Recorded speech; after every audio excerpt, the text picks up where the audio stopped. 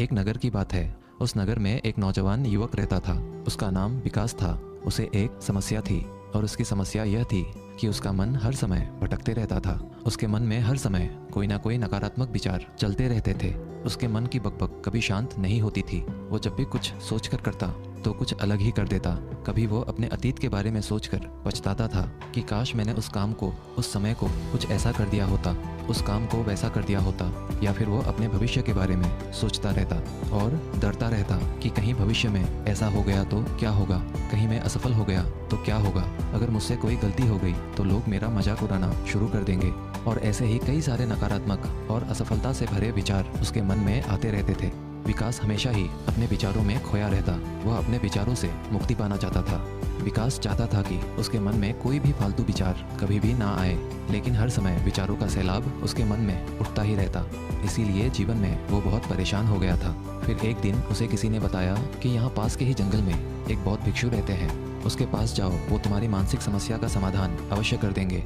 ये सुनकर विकास तुरंत ही बौद्ध भिक्षु के पास चला जाता है और अपनी सारी समस्या उन्हें बताता है। बौद्ध भिक्षु भी विकास की बातों को बड़े ही ध्यान से सुन लेते हैं और उससे कहते हैं कि तुम मुझसे क्या जानना चाहते हो। ये सुनकर विकास कहता है, हे गुरुदेव, मैं अपने मन को शांत व खाली करना चाहता हूँ। मैं आपसे ये जानना चाहता हूँ कि मन को खाली व शांत कैसे करते हैं। मेरा मन हर वक्त विचारों से भरा रहता है।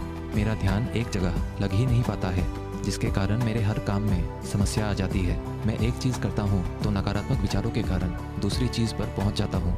मेरा मन एक जगह ठहरता ही नहीं है और यूं ही हर दिन मेरे मन में हजारों विचार चलते रहते हैं। और ये कब होता है, क्यों होता है, मुझे कुछ पता नहीं चलता।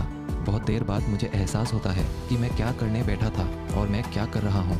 गुरुदेव, मैं अपने मन को विचारों से खाली कर देना चाहता हूँ।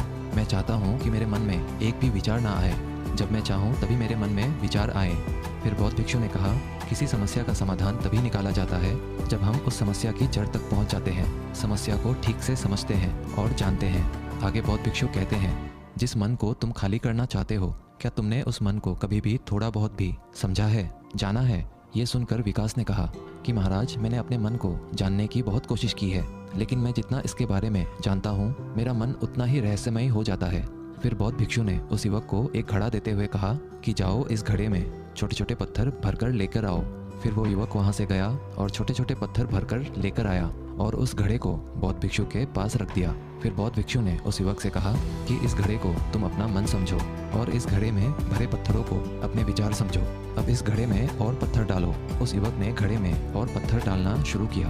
क्योंकि घड़ा पहले से भरा हुआ था, एक दो पत्थर डालने के बाद बाकी सारे पत्थर नीचे गिरने लगे। फिर बौद्ध भिक्षु ने उस युवक से कहा, रुको जरा, ध्यान से देखो। अब घड़े में पत्थर नहीं आ रहे हैं, बल्कि पत्थर नीचे गिर रहे हैं। क्योंकि ये एक घड़ा है, जो इसमें आ सकता था वो आ गया। अब इसमें और पत्थर नहीं आएंगे। अगर दूसरे पत्थर डालने हैं तो पहले वाले पत्थरों को निकालना होगा। ये सुनकर उस युवक ने कहा, गुरुदेव, मैं आपकी बात समझ गया हूँ कि आप मुझे क्या बताना चाहते हैं। हमें अपने मन को विचारों से ही खाली कर देना चाहिए।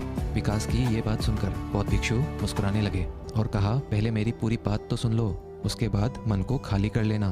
फिर बौद्ध भिक्षु ने उस युवक को कहा कि हमारा मन एक घड़े के बिल्कुल उल्टा है। क्योंकि घड़े को तुम पत्थरों से भर सकते हो, लेकिन मन को विचारों से नहीं भर पाओगे, क्योंकि मन तो हमेशा खाली रहता है।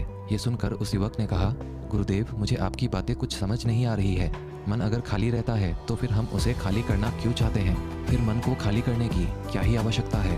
फिर बौद्ध भिक्षु ने उससे कहा कि इस घड़े से एक एक करके पत्थरों को बाहर निकालो। विकास ने वैसा ही किया।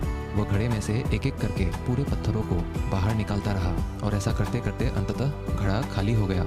फिर बौद्ध भिक्षु ने उस युवक से कहा, देखा तुमने, जब एक एक करके तुमने पत्थरों को बाहर निकाला तो ये घड़ा खाली हो गया। अब तुम इस घड़े में कोई भी पत्थर डाल सकते हो, दूसरे पत्थर डाल सकते हो या फिर उन्हीं पत्थरों को दोबारा डाल सकते हो, आधा भर सकते हो या फिर पूरा भी भर सकते हो। फिर वह युवक कहता है, गुरुदेव, मैं भी तो यही कह रहा हूँ कि मुझे अपने मन को खाली करना है। ये तो एक पत्थर है, इसे आसानी से निकाला जा सकता है और घड़े को खाली किया जा सकता है, लेकिन गुरुदेव, मैं अपने मन को खाली कैसे करूँ? फिर बौद्ध भिक्षु ने कहा, इस घड़े में एक पत्थर डालो और दो पत्थर निकालो। ये सुनकर उस युवक ने कहा, गुरुदेव, ये कैसे हो सकता है? जब इस घड़े में एक पत्थर होगा तो एक ही पत्थर निकलेगा, दो कैसे निकलेंगे? फिर बौद्ध भिक्षु ने उससे कहा, ऐसा नहीं हो सकता है तो ऐसा ही करो कि इस घड़े में दो पत्थर डालो और चार निकालो। विकास ने कहा, महाराज, ऐसा कैसे हो सकता है? ये कोई चमत्कारिक घड़ा तो है नहीं कि एक डालो तो 2 निकल आएंगे, 2 डालो तो 4 निकल आएंगे। यह सुनकर बौद्ध भिक्षु ने कहा, यह घड़ा तो चमत्कारिक नहीं है, लेकिन तुम्हारा मन तो चमत्कारिक है। उसमें से अगर तुम एक विचार बाहर निकालते हो तो उसके साथ 2 विचार आते हैं, और जब तुम उन 2 विचारों को पकड़ते हो तो उसके साथ 4 विचार निकलते हैं, और फिर ऐसा करते करते विचारों की एक लंबी श्रृंखला बन जाती है, और फिर तुम कहीं नहीं रुकते, एक के बाद एक विचारों को पकड़ते जाते हो। यह मिट्टी का घड़ा तो पत्थरों से भर जाएगा, लेकिन तुम्हारा मन कभी नहीं भरता, वो हमेशा खाली है, लेकिन वह खाली नहीं करता। ये इस मन की माया है कि सब कुछ है लेकिन फिर भी कुछ नहीं। फिर उस युवक ने कहा, गुरुदेव, मैं आपकी बात समझ रहा हूँ, लेकिन क्या मैं हमेशा अपने विचारों के जाल में ही फंसा रहूँगा? क्या मन के इस माया जाल से निकलने का कोई रास्ता नहीं है? फिर बौद्ध भिक्षु ने कहा, इस मिट्टी के घड़े में आधे पत्थर भर दो। फिर उस युवक ने ऐसा ही किया। फिर बौद्ध भिक्षु ने कहा, अब इन पत्थरों में से कोई एक पत्थर चुनो और उस पत्थर की एक छोटी सी मूर्ति बनाकर मुझे दे दो। मैं जानता हूँ कि तुम एक अच्छे कलाकार हो। विकास ने एक पत्थर निकाला और उस पत्थर को बौद्ध भिक्षु के सामने ही तराशने लगा। पत्थर को तराशते वक्त उसे लगा कि ये पत्थर अच्छा नहीं है। फिर उसने दूसरा पत्थर घड़े से निकाला, लेकिन उसे वो पत्थर भी पसंद नहीं आया। फिर उसने तीसरा पत्थर निकाला, लेकिन वो तीसरा पत्थर भी उसे पसंद नहीं आया, उसका रंग अच्छा नहीं था। ऐसा करते करते उस युवक ने सारे ही पत्थरों को बाहर निकाल दिया। उस युवक को ऐसा करते हुए बौद्ध भिक्षु बड़े ही ध्यान से देख रहे थे। फिर बौद्ध भिक्षु ने उससे कहा कि जो तुमने सबसे पहले पत्थर निकाला था, उस पत्थर को ये समझकर तराशो कि इसके बाद तुम्हारे पास कोई और पत्थर नहीं है और ये एक ही पत्थर तुम्हारे पास है। फिर उस युवक ने जैसा गुरुदेव ने कहा उसी एक पत्थर को लेकर तराशना शुरू किया, और उसने उस पत्थर से एक बहुत ही सुंदर मूर्ति बनाई और बौद्ध भिक्षु को भेंट की। और बौद्ध भिक्षु से कहा, गुरुदेव, इस पत्थर से इतनी सुंदर मूर्ति बन सकती थी, मैं ये सोच भी नहीं सकता था। उस युवक की बात सुनकर बौद्ध भिक्षु ने कहा कि जब तुम्हारे पास और कोई दूसरा विकल्प नहीं होता है, तब हम उस विकल्प में ही संपूर्ण ऊर्जा लगाते हैं और उसी को सबसे बेहतर बनाते हैं। और जब हमारे पास कई सारे विकल्प होते हैं तो हम पत्थर चुनते भी नहीं और मूर्ति बनती भी नहीं।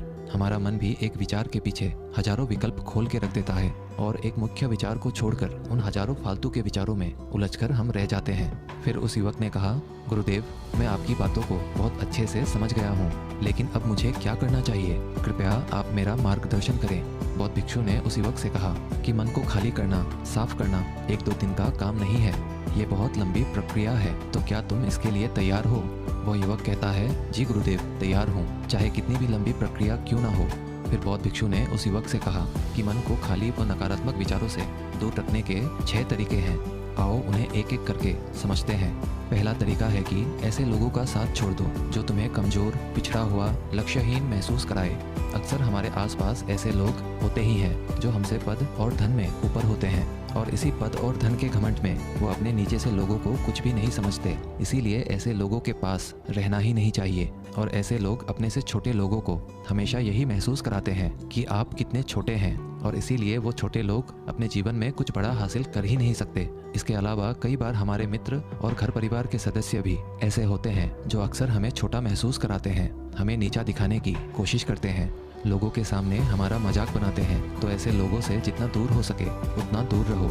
ये लोग ऐसे होते हैं कि तुम्हारी नज़रों से तुम्हारी गरिमा को दूर करके तुम्हें लक्ष्यहीन बनाते हैं, और फिर तुम्हें खुद की काबिलियत पर शक होना शुरू हो जाता है।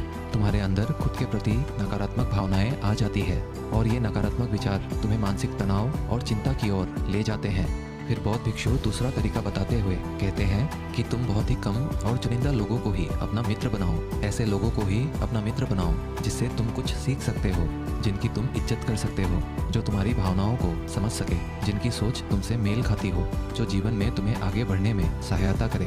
हमारे जीवन और चरित्र में हमारे माँ बाप के बाद हमारे मित्रों का ही सबसे ज़्यादा योगदान होता है। इसीलिए मित्रों का सही होना भी बहुत आवश्यक है। ऐसा कहा भी जाता है, तुम उन 5 लोगों का प्रतिबिंब हो जिनके साथ तुम सबसे ज़्यादा वक्त बिताते हो। अगर तुम्हारे आसपास के 5 लोग जिनके साथ तुम सबसे ज़्यादा वक्त बिताते हो वे ईमानदार हैं, तो तुम भी धीरे धीरे ईमानदार होना शुरू कर दोगे। और अगर वो 5 लोग अमीर हैं तो तुम भी धीरे धीरे अमीर बनना शुरू कर दोगे। कहने का अर्थात यही है कि तुम वैसा ही बन जाते हो जिस तरह के लोगों के साथ तुम अपना समय व्यतीत करते हो। किसी महान दार्शनिक ने कहा था कि तुम मुझे किसी भी इंसान के मित्रों से मिलवा दो, मैं उसके मित्रों को देखकर उस इंसान का भविष्य बता दूंगा।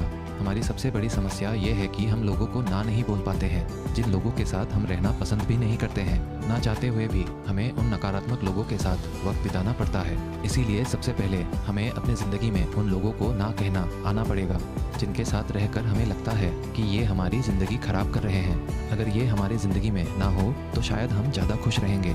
बौद्ध भिक्षु आगे कहते हैं, तीसरा तरीका है कि तुम कभी भी अपना अतीत नहीं बदल सकते, लेकिन तुम अपना भविष्य अवश्य बदल सकते हो। इसीलिए तुम्हें पूरी तरह से वर्तमान में रहते हुए उन चीज़ों पर, उन कामों पर ध्यान दो जो तुम्हारे नियंत्रण में है, जिन्हें तुम आज कर सकते हो, अभी कर सकते हो।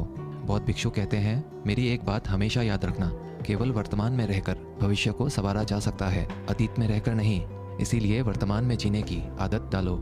चौथा तरीका है कि तुम स्वस्थ और पौष्टिक खाना खाओ। हमारा शरीर ऊर्जा से चलता है और हम जैसा खाना खाएंगे वैसी ही ऊर्जा हमारे शरीर को मिलेगी। अगर हमारा शरीर स्वस्थ नहीं रहेगा तो हमारा मन स्वस्थ कैसे रहेगा? जब शरीर कमज़ोर व बीमार रहता है तो मन में कई सारे नकारात्मक विचार आते हैं और स्वस्थ शरीर में स्वस्थ दिमाग का वास होता है। इसीलिए शरीर को स्वस्थ व मजबूत रखना हमारी जिम्मेदारी है। बौद्ध भिक्षु कहते हैं कि पांचवा तरीका यह है कि रोज ध्यान करो। ध्यान करने का सबसे उपयुक्त समय सुबह या फिर रात को सोने से पहले होता है, लेकिन अगर तुम्हें ध्यान में गहरा जाना है तो सबसे उपयुक्त समय रात का ही होता है। रात में सोने से पहले ध्यान करने से नींद में भी सुधार होता है और बहुत गहरी नींद आती है। ध्यान करने के लिए तुम अपनी सांसों पर ध्यान केंद्रित कर सकते हो या फिर तुम अपने मन में उठने वाले विचारों पर भी अपना ध्यान केंद्रित कर सकते हो। मन में उठने वाले विचारों पर ध्यान केंद्रित करने से ध्यान करने वालों का ज़्यादा फायदा होता है, क्योंकि इसमें आसानी से गहरे ध्यान में उतरा जा सकता है।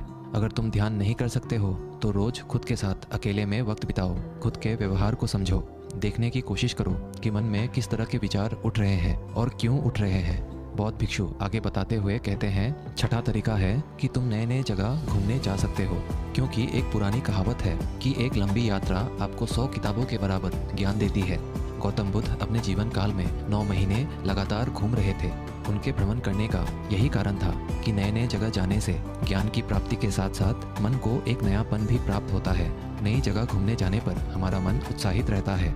फिर बौद्ध भिक्षु कहते हैं, मन के जाल में कभी मत फंसो। मन को खाली करने की कोशिश मत करो। जीवन में ध्यान करना सीखो। अपने ध्यान को केंद्रित करो। अपने ध्यान में एकाग्रता लाओ और जीवन में जो कर रहे हो उसे पूरी मेहनत के साथ अंतिम समझकर करो। उस काम को ऐसे करो कि उसके बाद तुम्हें और कुछ नहीं करना है, और जब फिर दूसरे विचार पर कार्य करो तो बस उसी पर कार्य करो, किसी तीसरे विचार पर नहीं। मन के मायाजाल से निकलना इतना आसान नहीं, लेकिन ध्यान करने से